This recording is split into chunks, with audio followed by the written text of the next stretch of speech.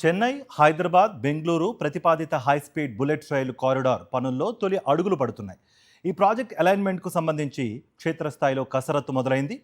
రంగారెడ్డి నుంచి నల్గొండ, వికారాబాద్ జిల్లాల వైపు సర్వే బృందాలు క్షేత్రస్థాయిలో మార్కింగ్లు చేస్తున్నాయి. శంషాబాద్, మహేశ్వరం, కందుకూరు, యాచారం మండలాల మీదుగా నల్గొండ జిల్లా నాంపల్లి మండలం వైపు హైదరాబాద్, చెన్నై కారిడార్కు, అదేవిధంగా శంషాబాద్, షాబాద్ మండలాల మీదుగా హైదరాబాద్, బెంగళూరు కారిడార్లో 10 రోజులుగా సర్వే చేస్తున్నారు. పొలాలు, ఇతర ప్రాంతాల్లో ఎరుపు, తెలుపు రంగులతో ప్రత్యేక గుర్తులు వేస్తున్నారు.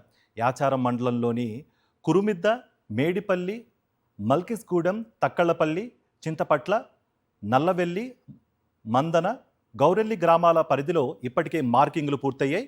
ఇవి కారిడార్ అలైన్మెంట్, సర్వే పాయింట్లు, భూసేకరణ అవసరాలను గుర్తించేందుకు ఉపయోగిస్తున్నట్టు తెలుస్తోంది. హైస్పీడ్ రైలు కారిడార్లకు సంబంధించి తొలుత ఏరియల్ సర్వే నిర్వహించారు. అందులో భాగంగా ఇప్పుడు అధికారులు క్షేత్రస్థాయిలో రూట్ను ఖరారు చేసే పనుల్ని వేగవంతం చేశారు.